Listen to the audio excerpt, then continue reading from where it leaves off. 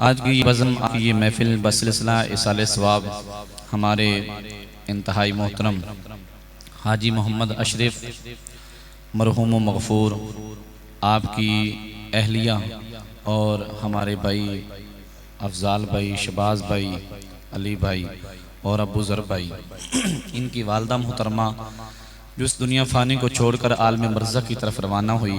अल्लाह उस माँ जी की ज़िंदगी के सग़ीरा कबीरा गुनाहों को मुआफ़ फरमाए। अल्लाह उनको जन्नत में आला मुक़ाम अता फरमाए। माँ बाप को अल्लाह ने बड़ी इज़्ज़तों से, बड़ी शानों से नवाजा है, जिसका ज़िक्र अल्लाह रब्बुल इज़्ज़त ने कुरान मजीद में किया है। व बिल वालिदैन इहसाना, कि अपने वालिदैन के साथ हुस्न सलूक करो। यहाँ पे जमा का सिगा है, वाहिद का सिगा नहीं है। सिर्फ यहाँ पे बाप का जिक्र नहीं है, माँ का जिक्र भी साथ है। सिर्फ माँ का जिक्र नहीं है, बाप का जिक्र भी साथ है। अल्लाह ने कुरान मजीद में वालिदैन के साथ एहसान करने का हुक्म दिया है। सिर्फ अकेले बाप के साथ नहीं, अकेली माँ के साथ नहीं, दोनों के लिए हुस्न सलूक का हुक्म दिया और उनको ऊपर एहसान करने का हुक्म दिया है। एहसान अपने वालिदैन के साथ करो, हुस्न सलूक अपने वालिदैन के साथ करो। ये दो अजीम रिश्ते ऐसे हैं कि इन जैसा कायनात के अंदर कोई रिश्ता नहीं मिलता। ये बड़े हसीन रिश्ते हैं। माँ बाप, अल्लाह ने इनको बड़ा मकाम दिया है, बड़ी इज़्ज़तें दी हैं। बाप को अल्लाह ने इतना मकाम दिया कि बाप को अल्लाह ने जन्नत का दरवाज़ा बनाया और माँ के कदमों के नीचे अल्लाह ने जन्नत को रखा है। और अगर कोई ये कहे कि मैं बाप को छोड़कर अपनी सिर्फ माँ से ही मोहब्बत करता हूँ तो माँ की मोहब्बत से ही मुझे सब कुछ मिल जाएगा, तो ऐसा नहीं होगा। अल्लाह ने जन्नत का दरवाज़ा ही बाप को बनाया है। अगर चाहते हो कि हम जन्नत के अंदर दाखला हासिल कर सकें तो पहले बाप से मोहब्बत करनी पड़ेगी, क्योंकि बाप दरवाज़ा है। और अगर बाप से अकीदत ना हुई, सिर्फ माँ से अकीदत रखी, बाप को छोड़ दिया, बाप से मोहब्बत ही ना की, बाप का कभी हाल ही ना पूछा, लेकिन कभी गौर किया है कि इतना तो जवान हुआ है, इतना तेरे पास जो कुछ भी है, ये सारी मेहनत का पीछे जो क्रेडिट है वो तेरा बाप है। कौन है? बाप है। उसने धूप नहीं देखी, उसने सर्दी नहीं देखी, उसने कोई आंधी नहीं देखी, उसने अंधेरा नहीं देखा। जैसा भी वक्त था बच्चों के लिए, मेहनत के लिए वो हर वक्त खड़ा रहा, बच्चों के लिए मेहनत करता रहा। और माँ वो माँ होती है कि बच्चा घर से निकल जाए तो माँ हाथ उठा लेती है, दुआएं करती है अपने बच्चे के लिए कि या अल्लाह ये घर से निकला है, अब तेरे हवाले है। जब तक बेटा घर में नहीं लौटता माँ उसके लिए दुआ करती रहती है और दरवाजे को देखती रहती है कब मेरा लाल आए और मैं अपने बेटे को देख सकूं। माँ अपने बच्चों से इतनी मोहब्बत करती है। अल्लाह ने कुरान पाक में फरमाया वालिदैन के साथ हुस्न सलूक करो, वालिदैन के साथ एहसान करो। आओ नबी पाक सल्लल्लाहु अलैहि वसल्लम का फरमान सुनते हैं। मेरे हुजूर नबी पाक सल्लल्लाहु अलैहि वसल्लम की अजीम बारगाह में एक सहाबी रसूल हाजिर हुए। या रसूल अल्लाह सल्लल्लाहु अलैहि वसल्लम, मेरा जो घर है वो शहर मक्का से बहुत दूर है, बहुत ज्यादा दूर है। कई 100 किलोमीटर बनते हैं मक्का शरीफ पहुंचने के लिए।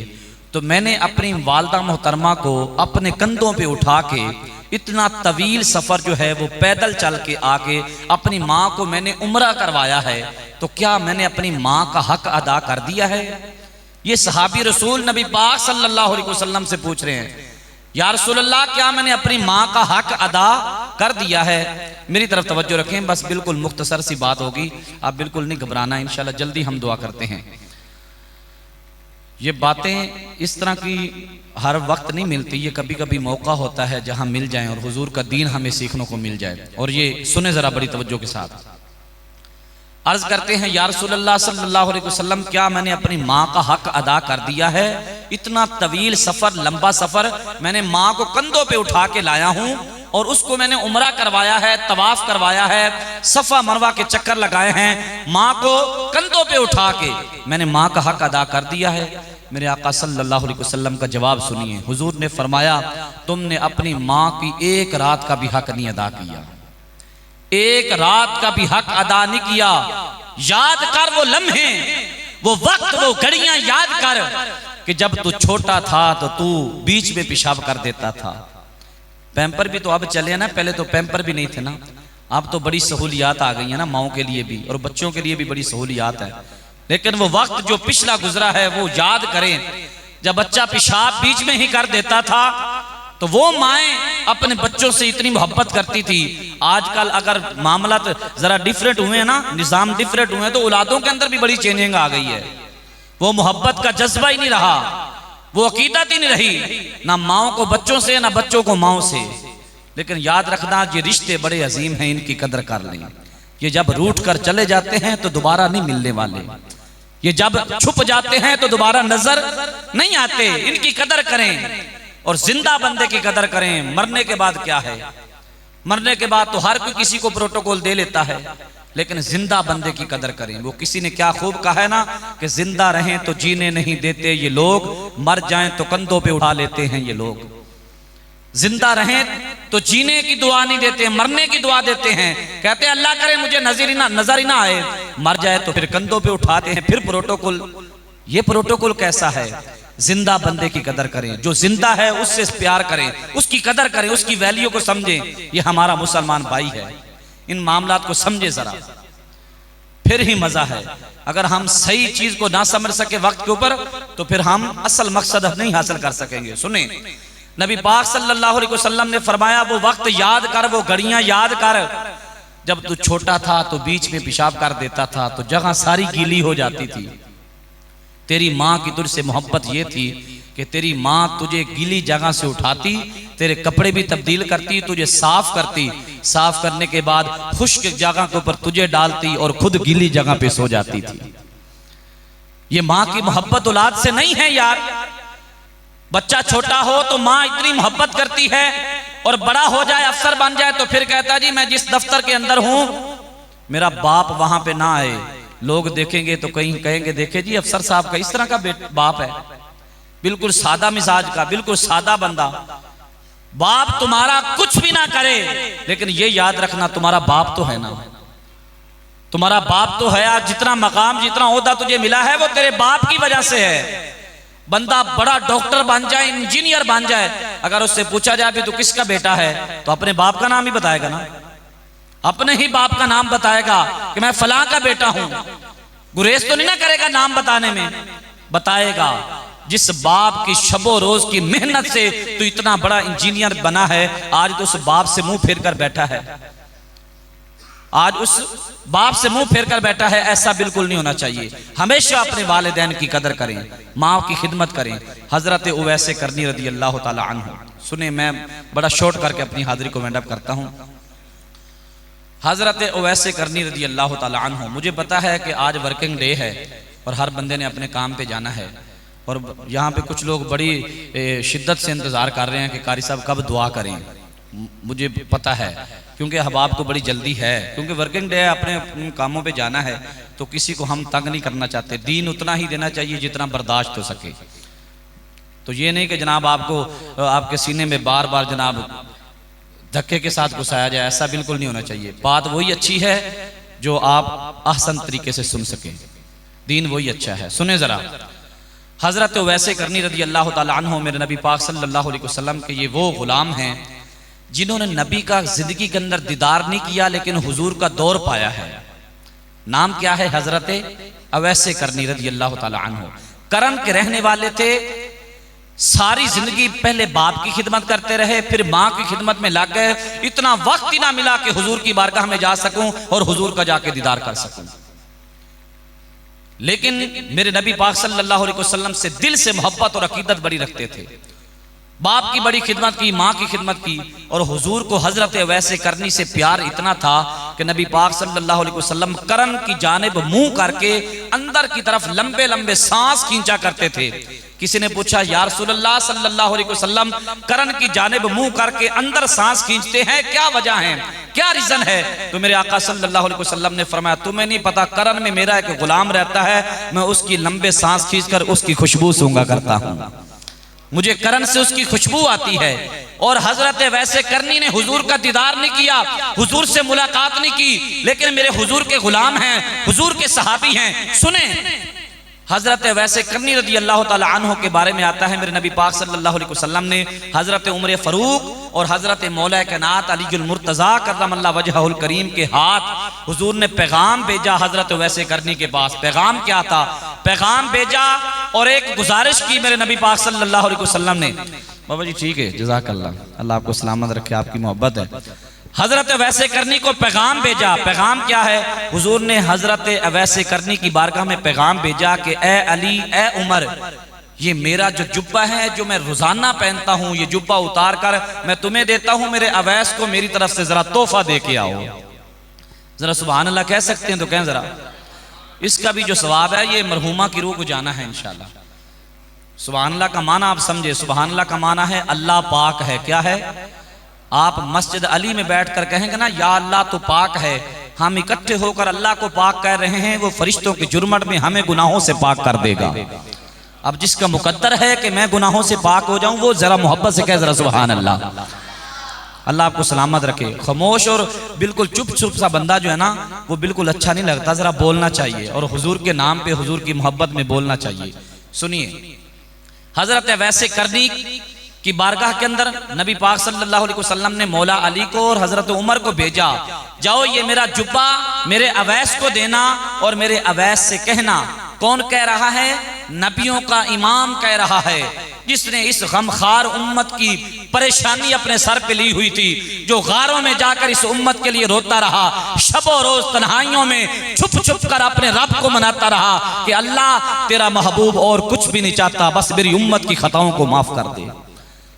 उस नबी ने अपनी उम्मत से इतनी वफा की और मैं और आप उस नबी से कितनी वफा कर रहे हैं। उस नबी से हमारी जितनी वफा है ये सोचें। हमारे नबी पाक सल्लल्लाहु अलैहि वसल्लम, आप और मैं, अगर हमें कोई बंदा कोई तोहफा दे दे तो हम दिया हुआ जो तोहफा है ना, लिया हुआ तोहफा, वो किसी को आगे नहीं देते। लेकिन मुस्तफ़ा सल्लल्लाहु अलैहि वसल्लम ने अल्लाह की बारगाह से एक तोहफा लिया, वो है नमाज का तोहफा। अल्लाह ने अपने हबीब को तोहफा दिया नमाज का। चाहिए तो ये था कि हुजूर किसी को ना देते, क्योंकि तोहफा था अल्लाह का। मैं अपने भाई का लिया हुआ तोहफा, अपने रिश्तेदार का लिया हुआ तोहफा किसी को नहीं देते, तो वो तोहफा भी जो खुदा का तोहफा हो, वो कितनी आला दर्जे वाला तोहफा होगा, कितनी शान वाला।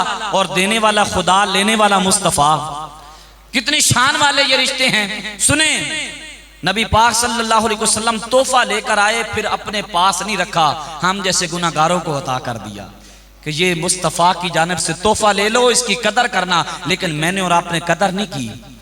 मस्जिद से मुअज्जिन आवाजें दे रहा है, हय्या अलस्सलाह हय्या अलल फलाह, हम इधर से सुनते हैं, इधर से निकाल देते हैं। उसके घर से आवाज आ रही है, आओ नमाज की तरफ, आओ फलाह पाने की तरफ, आओ फलाह ले जाओ, आओ अल्लाह से राजी, अल्लाह से सुलह कर लो। लेकिन हम इधर से सुनते हैं, इधर से निकाल देते हैं। नमाज का वक्त गुजरता जा रहा है, हम नमाज के करीब ही नहीं जाते। अल्लाह फरमाता है, ऐ मेरे बंदो, तुम्हें पता है तुम मेरे सबसे ज्यादा करीब कब होते हो? सबसे ज्यादा करीब बंदा उस वक्त अल्लाह के होता है जब वो सजदे के अंदर पेशानी रख कर कहता है सुभान रब्बियल आला। या अल्लाह तू पाक है, तू आला है, मैं कुछ भी नहीं हूं। अपनी हस्ती को मिटा के अपनी जबीन को तेरी चौखट पे रख कर कह रहा हूं, मालिक तू आला भी है, तू पाक भी है। वो कहता है, फरिश्तों गवाह रहना, तुम तो कहते थे ना इस बंदे को ना बना, ये खून रेजियां करेगा, चुगलखोरी करेगा, ये जना करेगा, ये कत्लो गारत करेगा। देख लो, वही मेरा बंदा सजदे में सर रख कर अपनी हस्ती को मिटा के कह रहा है, या अल्लाह तू पाक भी है, तू आला भी है, मैं कुछ भी नहीं हूं, मेरी हस्ती कुछ भी नहीं है, मैं कुछ भी नहीं हूं। तो फरिश्ते अर्ज करते हैं, मालिक फिर तू इसको इनाम क्या देने वाला है? अल्लाह फरमाता है, फरिश्तों गवाह रहना, इसने मुझे पाक और आला कहा है, मैं इसको गुनाहों से पाक कर देता हूं, मैं इसको गुनाहों से पाक कर देता हूं। सुनिए, बस 2-4 मिनट के अंदर इंशाल्लाह खत्म करते हैं। हजरत अवैस करनी रदी अल्लाह ताला अन्हु, जिन्होंने बाप की खिदमत की, बाप की खिदमत करते रहे, बाप दुनिया को छोड़कर रुखसत हो गया, चला गया, फिर माँ की खिदमत में लग गए। माँ की खिदमत करते रहे, इतनी माँ की खिदमत करते कि एक दिन हजरत वैसे करने के बारे में आता है कि माँ ने पानी मांगा, सर्दियों की ठंडी रातें थी, जरा मेरी तरफ तवज्जो रखें। माँ ने क्या मांगा? पानी मांगा। सर्दियों की ठंडी रातों में हजरत वैसे करने के घर में पानी नहीं था, दूर से पानी लेने के लिए गए। माँ ने पानी मांगा, पानी लेने गए तो वापस आए तो माँ जो है वो सो चुकी थी। माँ जो है वो सो चुकी थी, आंख लग गई। तो दिल ने कहा कि माँ ने पानी मांगा था, अब तू अगर उठाएगा तो ये बेअदबी हो जाएगी, क्योंकि माँ आराम कर रही है। माँ को अब बेदार करना नहीं, उसको उठाना नहीं। कहा फिर इश्क क्या कहता है? इश्क ने कहा कि ऐसा करो, पानी लेकर इधर इधर ही खड़े रहो, जब माँ जागेगी फिर पेश कर देना। सर्दियों की ठंडी रातों में हजरत वैसे करनी की मोहब्बत अपनी माँ से देखे क्या है। हजरत वैसे करनी ऐसे पानी लेकर प्याला लेकर खड़े रहे। रात का वक्त गुजरता जा रहा है, गुजरता जा रहा है। जब सुबह तहज्जुद की नमाज का वक्त हुआ तो माँ तहज्जुद गुजार हो तो फिर बेटे वैसे करनी जैसे होते हैं। माँ तहज्जुद गुजार हो तो फिर बेटे दाता अली हुजवेरी बनते हैं। माँ नमाज पढ़ने वाली हो तो फिर बेटा नमाजी होता है।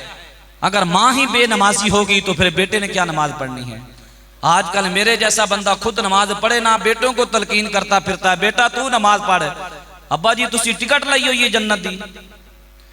खुद जन्नत की टिकट लेकर हाथ में फिरते हैं। बच्चों को तलकीन है, भाई तू खुद नमाज की तरफ आ। जब बाप और बेटा मस्जिद की तरफ मस्जिद की जानिब इकट्ठे आ रहे होते हैं तो जब घर से निकलते हैं, अल्लाह उस वक्त से लेकर मस्जिद में आने तक उनकी हिफाजत के लिए अल्लाह फरिश्तों को भेज देता है। और अल्लाह की रहमत बरस रही होती है जब बाप और बेटा इकट्ठे मस्जिद में आ रहे होते हैं। ये हम क्यों नहीं माहौल बनाते यार?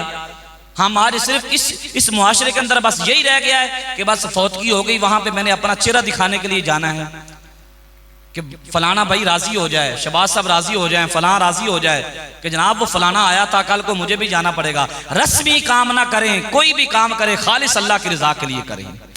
दिखावे वाले काम छोड़ दें, इनके अंदर कुछ भी नहीं है। जिसने दिखावे का काम किया उसके अमल जाया हो जाते हैं। अगर चाहते हो हमारे अच्छे अमल अल्लाह की बारगाह में कबूल हो जाएं तो फिर मेरे भाइयों अपने आप को बदलें और खालिस काम अल्लाह की रजा के लिए करें। और एक बात यहाँ पे मैं आपको वसीयत करना चाहता हूँ, ये जिस मस्जिद में आप बैठे हैं ये अहले सुन्नत व जमात की मस्जिद है। किनकी है?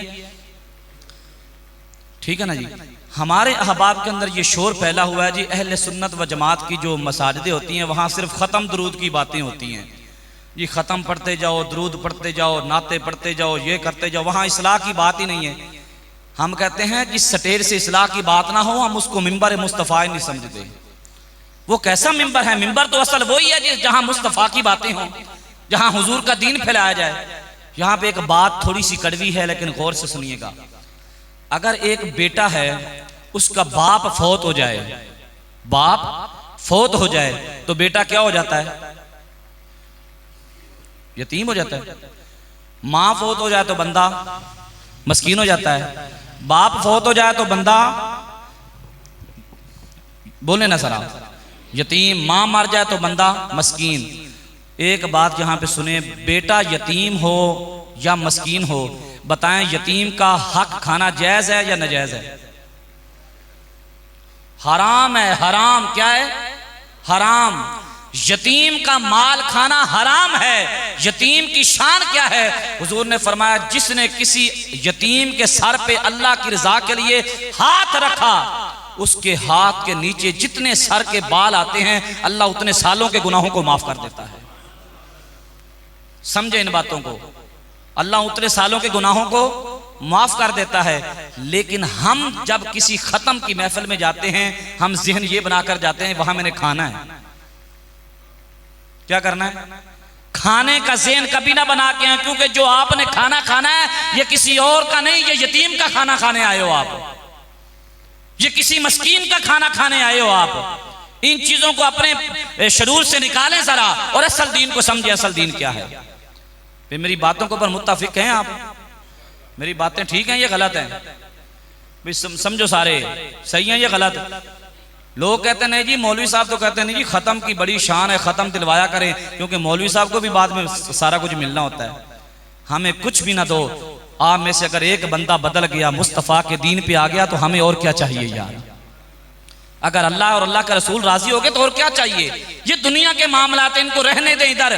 भाई घर के अंदर और होता क्या है, खत्म की महफिल में हम आए, खाना खाया, घर जाके पता क्या कहते हैं? मेरे जैसा बंदा खा भी जाता है, बाद में घर जाके कहता है नहीं जी इन्होंने तो बिरयानी नहीं सही बनाई सी, इन्होंने तो कोरमा ही सही नहीं सी बनाया, मां दा खत्म दिलवाया, देखो जी रोटी नहीं सही बनाई सी। भाई ये क्या है? इन चीजों को छोड़े यार, इनमें कुछ भी नहीं पड़ा। उस यतीम बच्चे का सहारा बने जिसका बाप चला गया है, उस मस्कीन का सहारा बने, उसको दिलासा दें, उसके कंधे के साथ कंधा मिला के खड़े हो जाएं, उसको तसल्ली दें कि बाबा तूने घबराना नहीं, तूने ये नहीं सोचना कि तेरा बाप गया है, तेरी माँ गई है, हम तेरे कंधे के साथ कंधा मिला के खड़े हैं और तुझे दिलासा देते हैं, कभी परेशानी हो तो कहीं ना जाना, मैं तेरा भाई तेरे लिए हाजिर हूं। ये सहारा बने। अपने आप का जो किरदार है इसको हम बदलें, रोटी के चक्कर में ना पड़े रहें। रोटी हम घर में भी खाते हैं, कोरमा भी घर में खा लेते हैं, बिरयानी भी घर में खा लेते हैं, लेकिन इन चक्करों में ना आए। कभी भी ये ज़हन बना के ना कि ख़त्म पे जाऊंगा, नाश्ता मैं वहां से करूंगा, अल्लाह की रजा के लिए आए। आपको पता है आप मस्जिद में जितनी देर से आए हैं अब तक आपने कितनी सांसें ली हैं? कोई बता सकता है मैंने इतनी सांसें ली हैं? लेकिन एक याद रखना बात, जितनी सांसें ली हैं मैं और आप जानते नहीं, हमारे नामा अमाल के अंदर जितनी सांसें हमने ली हैं, एक सांस के बदले में एक नेकी लिखी गई है। क्योंकि ये जो जगह है ये दुनियादारों वाली जगह नहीं है, ये अल्लाह का घर है। यहाँ बैठने से ही अल्लाह अपने बंदों को नेकी देता है, सिर्फ बैठने से ही। हम अपना किरदार बदलें। अहले सुन्नत व जमात को बदनाम किया जा रहा है कि ये है वो है, ऐसा नहीं है। जो सच्चे लोग हैं वो हैं आप भी, जो सही आपको दीन बताने वाले हैं उनकी कदर करें। जो आपको इस तरफ लेके जाते नहीं जी दरबारों को बस ढोल बजाना चाहिए, ये करना चाहिए, हमारा अहले सुन्नत व जमात का उस बंदे के साथ कोई ताल्लुक नहीं है। अब ये माधोलाल हुसैन का जनाब आ रहा ना जी उर्स, तो इसकी तैयारियों से पहले मैंने कल रोड के ऊपर देखा, जीटी रोड के ऊपर रक्शे जो है ना उनके ऊपर झंडे लगे हैं और ढोल बज के जा रहा है। लोगों को क्या बताया जा रहा है, ये माधोलाल हुसैन का उर्स आ रहा है। मैंने कहा काश उसी रक्शे के ऊपर आवाज आती कि भाई हय्या अलस सलाह हय्या अलल फलाह, आओ अल्लाह के घर से आवाज आ रही है, नमाज की तरफ भी आ जाओ, नमाज की तरफ ही आ जाओ, नमाज पढ़ने भी आ जाओ। क्या साल के बाद माधोलाल हुसैन के मेले पे जाने से ही हमारी बख्शिश होनी है? नमाज ना पढ़ने से हमने बख्शे जाना है? नमाज फर्ज है, मेले पे जाना फर्ज नहीं है। इन बातों को समझें, ये अहले सुन्नत व जमात का अकीदा है। ये सही बातें हैं, जो सही दीन है इसको समझें, दूसरे प्रोग्रामों के चक्कर में छोड़ दें अपने आप को और सही इस्लाम सीखें। सही इस्लाम क्या है? 5 वक्त का अगर बेटा माँ बाप के मरने के बाद नमाजी बन गया तो एक दिन के अंदर आप पढ़ते हैं ना, रब्बी जअलनी मुकीमस्सलाती व मिन ज़ुर्रिय्यती रब्बना व तक़ब्बल दुआ रब्बना ग़फ़िरली वाली वालिदैया। ये क्या है? ये दुआ नहीं है। अल्लाह ने माँ बाप को इतना मकाम दिया कि जिनकी बख्शिश की दुआ अल्लाह ने नमाज में रखी हो यार, कि बेटा नमाज पढ़ेगा तो हाथ उठा के दुआ करे ना करे, नमाज में अपने माँ बाप की बख्शिश की दुआ मांगेगा। ये कितना अच्छा अमल है यार। बेटा नमाजी होगा, 5 वक्त की नमाज पढ़ेगा तो अल्लाह कितना राजी होगा यार। हम अपने बच्चों को दुनिया की तालीम बहुत ज्यादा दिलवा लेते हैं, लेकिन दीन की तालीम हम नहीं दिलवाते। बेटे को नमाज जनाजा भी नहीं पढ़ानी आती। बाप मर जाए, बेटा बाप को गुस्ल ही नहीं दे सकता। बाहर से मौलवी साहब को बुलाओ जी, उन्होंने आके गुस्ल देना है, मैं तो दे नहीं सकता। क्यों भाई? तूने क्यों नहीं सीखा? जनाजा पढ़ाने की बारी आए, बेटा आगे नहीं बढ़ता, क्यों भाई? सीखा क्यों नहीं है? जनाजा पढ़ाने का सबसे पहले बाप का जो हक है वो बड़े बेटे का है, बेटे का हक है, मस्जिद के मौलवी का भी नहीं है। सबसे पहला हक उस बेटे का है जिसका बाप दुनिया से गया है, लेकिन बेटे में पढ़ाने की ताकत ही नहीं है। क्यों? सीखा ही नहीं है। मैंने और आपने अपनी औलाद की खातिर अपनी प्राप्तियां, अपनी जायदादें बेचकर अपने बेटे को इतना सीनियर बंदा बनाया, लेकिन तेरे बेटे ने और मेरे बेटे ने वफा क्या की कि बाप गया तो गुस्ल तक ना दे सका, बाप गया तो जनाजा तक ना पढ़ा सका। ये वफा बेटा कर गया। तूने उसी बेटे की खातिर कितनी जलालतें काटी, तूने कितना वक्त सरफ किया अपने बेटे को इंजीनियर बनाने में, एक बहुत बड़ा आदमी बनाने के चक्कर में, डॉक्टर बनाने के चक्कर में इतना कुछ किया, लेकिन तेरे बेटे ने और मेरे बेटे ने अपने बाप के लिए कुछ ना किया। अपने बच्चों को दीन की तालीम दिलवाएं, इस्लाम सिखाएं और इस्लाम को उजागर करें, वरना इस कायनात के अंदर बहुत जुल्म हो रहा है। आप जरा नजर उठाकर देखें ना फलस्तीन की जानिब, जरा गज्जा की जानिब नजर उठाकर देखें कि लोगों को कैसे मूली और गाजर की तरह काटा जा रहा है। हमारी वैल्यू क्या है? कुछ भी नहीं है। रात को बंदा जीरो होता है, सुबह हीरो हो जाता है, रात सुबह हीरो होता है, रात को जीरो हो जाता है। वक्त का कुछ पता नहीं है। अपने आप को हम बदलने की कोशिश करें। आखिरी बात और वाइंड अप करता हूँ। हजरत अवैस करनी रज़ी अल्लाह ताला अन्हु जिनकी बात सुना रहा था, मेरी बातें आपको जरा अच्छी लग रही हैं कि नहीं? अच्छी लग रही हैं तो फिर तो ठीक है, अगर नहीं लग रही तो फिर हम यहाँ पे वाइंड अप करके दुआ कर देते हैं, क्योंकि मेरा काम है आप तक बात को पहुँचाना, मनवाना मेरा काम नहीं है। मैंने पहुंचा दिया है दीन हुजूर का, क्योंकि कुछ कल को हशर के मैदान के अंदर वो उलमा भी होंगे जिनके मुस्तफ़ा ने खुद गिरेबान पकड़ने हैं कि तुझे मुसल्ला दिया था इसलिए कि तू सही दीन ना आगे लोगों को बताए। उलमा भी पकड़े जाने हैं। हमारा काम है आपको सही राह रास्त की तरफ बताना, राह रास्त की तरफ लाना। अगर हम फिर भी ना बदले तो उसमें आलम दीन का कसूर नहीं, आपका कसूर है।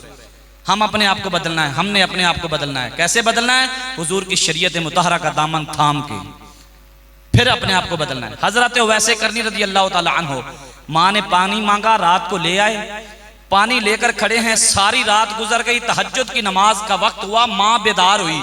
माँ उठी तो ऐसे नजर पड़ी अपने बेटे के ऊपर, कहा अवैस पानी लेकर खड़ा है, खैर है?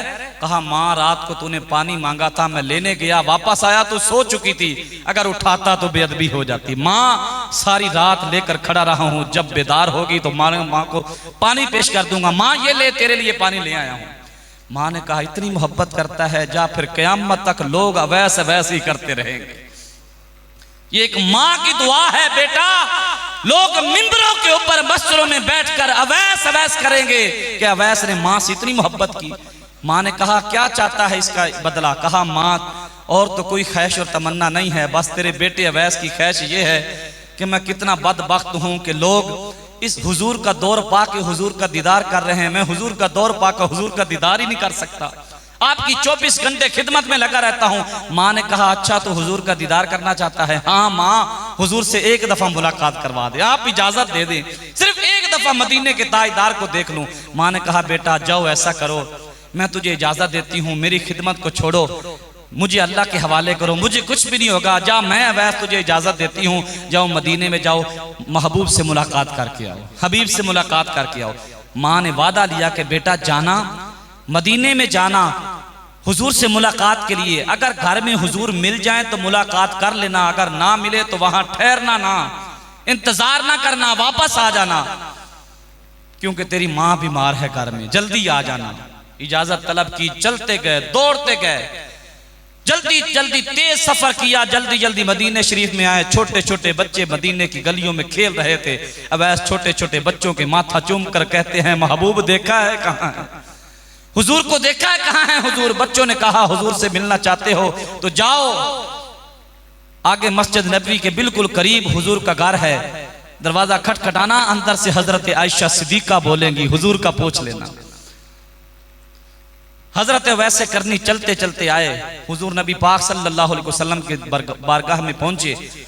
आके हुजूर के दर पे जब पहुंचे तो दरवाजा नोक किया, दरवाजा खटखटाया, अंदर से हम सब मोमिनों की माँ हजरत सैयदा आयशा सिद्दीका रज़ी अल्लाह ताला अन्हा अंदर से पूछती हैं कौन? कहा मैं हुजूर का एक निकम्मा सा गुलाम, मेरा नाम अवैस है। कहा अवैस तुम आए हो, करण से आए हो? कहा आपको कैसे पता चला कि मैं करण से आया हूं? कहा मैं हर वक्त हुजूर से आपका तज़किरा सुनती रहती हूँ, हुजूर अक्सर आपका जिक्र करते रहते हैं, हुजूर अक्सर अवैस का नाम लेते रहते हैं। मैं भी सोचती हूँ वो अवैस कितनी खुश नसीबी वाला है, कितने मुकद्दर वाला है, जिसका महबूब शबो रोज जिक्र करे, वो अवैस कितनी बुलंदी वाला है, हुजूर का गुलाम। मैं हुजूर से अक्सर आपका जिक्र सुनती हूँ, इसलिए मुझे पता चला अवैस तो करण से आया है। कहा हाँ मैं करण से आया हूँ, हुजूर से मुलाकात के लिए आया हूँ, हुजूर घर में हैं? हजरत आयशा ने फरमाया ऐ गुलाम हुजूर तो घर में नहीं है, वो कहीं सफर पे गए हैं। कहा अच्छा हुजूर घर में नहीं है, फिर मेरा सलाम हुजूर को दे देना, मैं चलता हूँ। हजरत आयशा ने कहा रुक जाओ, हुजूर का इंतजार कर लो, हुजूर से मुलाकात हो जाएगी, वो आ जाएंगे शाम तक। कहा नहीं नहीं, मेरी माँ ने मुझे इजाजत नहीं दी, मेरी माँ ने कहा था जल्दी लौट आना, वहां हुजूर का इंतजार ना करना, मैंने वापस जाना। कहा मेरा बस सलाम दे देना कि अवैस आया था आपसे मुलाकात के लिए। हजरत अवैस वापस चले गए, करण अपने शहर लौट गए। शाम को जब मेरे नबी पाक सल्लल्लाहु अलैहि वसल्लम घर में तशरीफ लाए तो हुजूर सल्लल्लाहु अलैहि वसल्लम जो ही घर में दाखिल हुए तो हजरत आयशा से सलाम करने के बाद हुजूर ने फरमाया आयशा बताओ मेरा कोई गुलाम यहां आया था, मेरा कोई गुलाम यहां आया था? हजरत आयशा ने फरमाया हाँ आका आपका एक गुलाम आया था, नाम अवैस बता रहा था, करण से आया था। हुजूर ने फरमाया है कहाँ है वो? कहा वो वापस चला गया है, माँ उसकी बूढ़ी बीमार है। मैंने रुकने को कहा लेकिन कहा नहीं, माँ ने इजाज़त नहीं दी, वापस चला गया है। मेरे हुजूर के जुमले सुने अवैस करनी के बारे में। मेरे आका सल्लल्लाहु अलैहि वसल्लम ने फरमाया, वाह अवैस तो कितना मुकद्दर वाला है, तो मेरे शहर में आया, खुद तो चला गया है, अपनी खुशबू मेरे शहर में छोड़ गया है, अपनी खुशबू मेरी बस्ती में छोड़ गया है। भाई जिस मोहम्मद की खुशबू सूंघने के लिए लोग लाखों मील सफर करने के लिए जाएं, वो कह रहा है कि अवैस तू अपनी खुशबू मेरे शहर में छोड़ गया है। उस अवैस की खुशबू का क्या आलम होगा? जिस नबी की खुशबू को लोग पसीना जो है वो उतार कर अपने घर में खुशबू के लिए ले जाएं, वो नबी अवैस की खुशबू को पसंद करे। बताओ उस अवैस की कितनी शान होगी। सिर्फ क्या माँ बाप की खिदमत की, माँ बाप का एहतराम किया। मेरे भाइयों, आज वक्त है, हम जिंदा बंदे की कदर नहीं करते, मरने के बाद कर लेते हैं। एक शख्स था, जवान था, उसका बाप दुनिया से चला गया, तो उसने क्या किया? दुनिया से बाप गया तो उसने पूरी सब्ज मंडी के अंदर जो फल की मंडी थी ना, उसने ऑर्डर बुक करवा दिया, जितना फल है वो सारा आज मेरी तरफ आएगा। बुक करवा दिया, पैसे दे दिए, पेमेंट कर दी। वो सारे का सारा फल जो है ना, ट्रक भर भर के, रक्शे भर भर के आ रहे थे। भाई क्या हो गया है? उस जवान ने कहा मेरा बाप दुनिया से चला गया। कहा अब बाप दुनिया से गया है, इतना बड़ा खर्चा, इतना फल का एहतमाम क्या करना है? कहा मैंने ये फल जो है ना, ये काट के जो मेरे बाबा जी के ख़त्म में MNA, MPA, चेयरमैन, बड़े बड़े लोग आएंगे, उनको मैंने पेश करना है ताकि मेरी इज्जत बढ़े कि बाप के लिए इतना बड़ा इंतजाम किया है। जिसने पूछा था ना इतना बड़ा इंतजाम क्या करना है, उसने जब बताया तो उसने थप्पड़ मारा उसके मुंह के ऊपर। कहा काश जितना फल तो आज लेके आ रहा है लोगों को खिलाने के लिए, इतना फल तो अपने बाप को खिलाता तो वो मरता ही ना। इतना फल तो अपने बाप को खिलाता तो वो मरता ही ना। हम अपने बाप के लिए कुछ भी नहीं करते, लोगों के लिए बड़ा कुछ करते हैं। बाप के पास बैठने के लिए हमारे पास वक्त ही नहीं है, दोस्तों के लिए हमारे पास सारी रात गुजर जाती है। दोस्तों के साथ चौकों में बैठकर बाप घर के अंदर इंतजार कर रहा होता है, काश मेरा बेटा भी मेरे पास बैठे और मुझसे दुख सुख फूले। बाप इंतजार करता है। अपने माँ बाप की जिंदा होते हुए कदर करें। ये हसीन रिश्ते जब चले जाते हैं तो फिर दोबारा नहीं मिलने वाले। वो किसी ने क्या खूब कहा ना कि एडी ठंडी छां नहीं लभदी ते दूजी वारी माँ नहीं लभदी। माँ की कदर करें, बाप की कदर करें, ये बड़े अजीम रिश्ते हैं। जितनी मैंने गुफ्तगू की, अगर इस गुफ्तगू में कोई कमी बेशी हो गई हो तो अल्लाह अपने करम के साथ मुआफ़ फरमाए, और जितनी गुफ्तगू की जो सही हुई है अल्लाह इस पे सबसे पहले मुझे, उसके बाद आपको अमल की तौफीक दे। वाखिर दावा या अनिल हम्दुलिल्लाहि रब्बिल आलमीन।